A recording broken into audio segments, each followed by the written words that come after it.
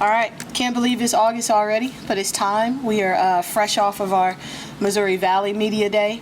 I took 3 players up there, Lania Randall, Shamira Williams, and Kiera Love, and they represented Southern Illinois in a great way. And just talking about what we're looking towards this season, we have really hung our hat on the defensive end for the most of part in terms of just creating chaos. That's what we're looking forward to this season, is disrupting what our opponents want to do, but we called it an organized chaos. We started the year this summer. Every year we have a book that we choose that we want to kind of take that mantra into the season, and this year's book was John Gordon, Stick Together. And I think by far from where we were last year, the chemistry of this group, how they support one another, how they have each other's back, that's what we're looking to translate. Our style of play defensively, it requires them to build a covenant. It requires them to trust each other. So that's what we're looking for. Offensively, we're looking to do some of the same stuff we did. We led the league in steals last year, which created more turnovers, more possessions for our offense, which enabled us to finish right around 2nd or 3rd place in the conference. With us committing to the attention of defense, rising to mid-level to one of the best teams in the conference is our goal, is just to climb that defensive ladder, and I think you will see that play hand in hand with the offensive style. That's not changing too much. We're still looking to score primary, secondary, push the rock, pick and roll situations, a little more continuity to highlight some of our new players as well as some players that have been hurt. But that's it in a nutshell. Looking to do some of the same stuff, but looking to increase our defensive pressure and cause some chaos.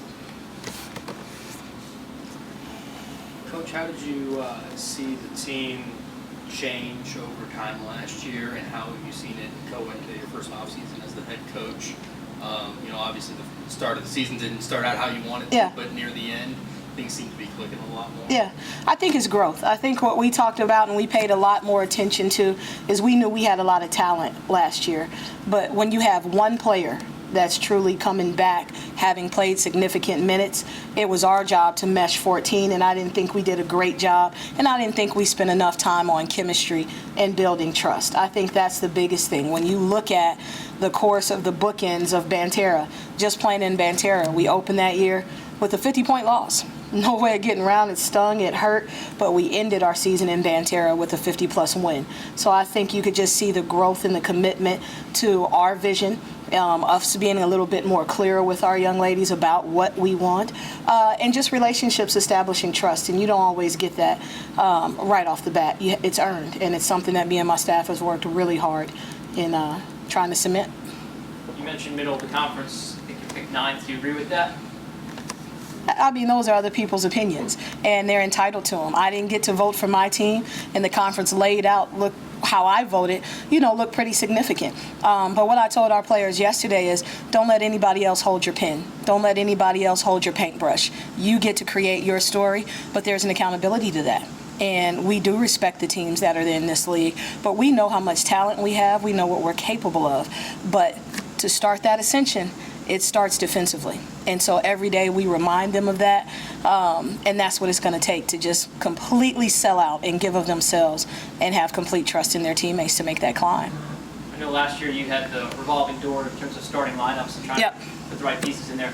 Any idea what the starting 5 might look like as of today? That's a great thing. It's October, baby. I don't have to know just yet. But what I do know is I am getting some consistency from some of my returners.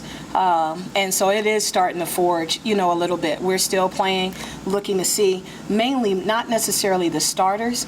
It's more about the finishers. And in between that is the rotation. So what we're spending more time on in our closed scrimmage was really looking at some rotations. Our kids didn't even understand some of them, but we wanted to see who could do certain things with who on the floor, and who could trust, who was showing that they had a trust regardless of who was out there with them. So I think you will see a little bit more consistency with that, but I'm serious. I mean, if our kids come every day, they can change. They can change those alignments by what they bring. So I never want our kids to feel like people are slotted in place. They have opportunities every single day. A lot of people see a lot of growth from year 1 to year 2. How much growth have you seen maybe in yourself and this team from now until when you first started? Yeah, the growth necessarily isn't tangible all the time. Now, as coaches, we measure everything. We stat everything, we measure everything. So I can tell you somebody's field goal percentage is going up, but it's the intangibles for me that I see with these young ladies. When I see a constant effort, we do habit cards. Last year I did goal cards, and I thought goals were too big. I thought we had to break it down into daily habits of things that we can control. So that's what I'm talking about intangibles. I see my young ladies coming in. A habit might focus, lock in, clear the mechanism, don't look at distract, just lock in for the day. Another habit might be box out, touch somebody every single time. And those are the things that we're learning, and I hope for them they see those continued habits eventually start forming on the floor. And it's not just the floor, it's academically as well. And I do think all of that stuff where we see our kids growing, we feel like is going to channel how you do one thing is how you do everything. Is defense, consistency, effort kind of what fans can expect from your team this year? That's what they're going to expect. That's what it's going to take for our young ladies to stay on that floor.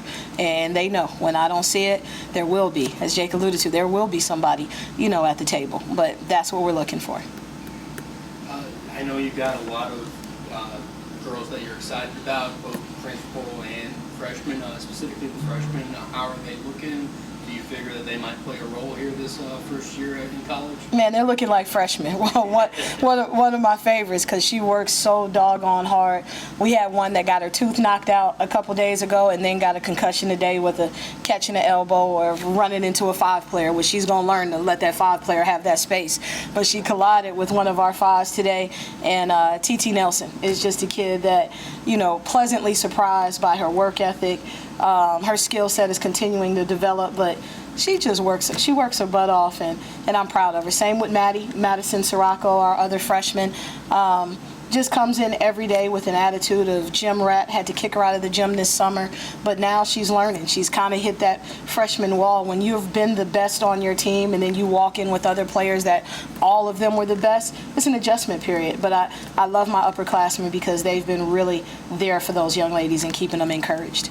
Do you have a specific goal for the non-conference specifically? I know everybody says, the goal is to win conference. Yeah. But headed into conference, is there a specific goal? Is there a reason why you scheduled the way that you did going into the non-conference? Everything, when you not necessarily goals, but when you look at how we scheduled in the teams that we're playing, our close scrimmage they look like somebody that we're going to play like in our opener. They were very similar to SEMO in our close scrimmage. Our exhibition game has elements of our first couple of games.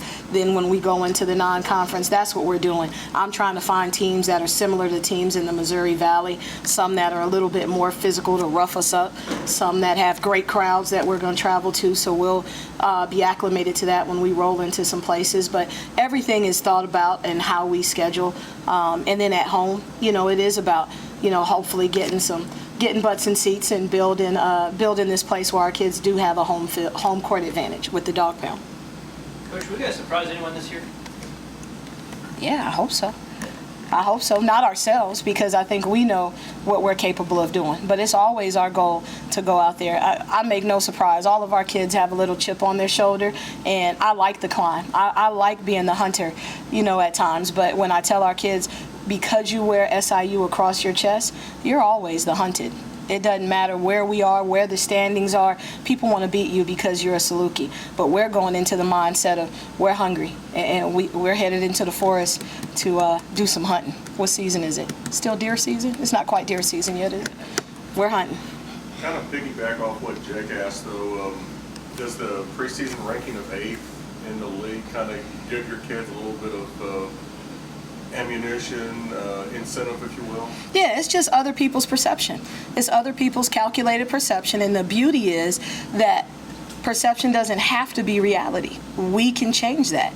We can pick that. We can make those changes based off the work that we put in. So is it motivating? Heck yeah, it is. I mean, we sat there. Those came out at 8 o'clock in the morning, and I'm on the elevator with Shamira. And she's ready. She's ready. I was like, Shamira, we can't play just yet. You can't.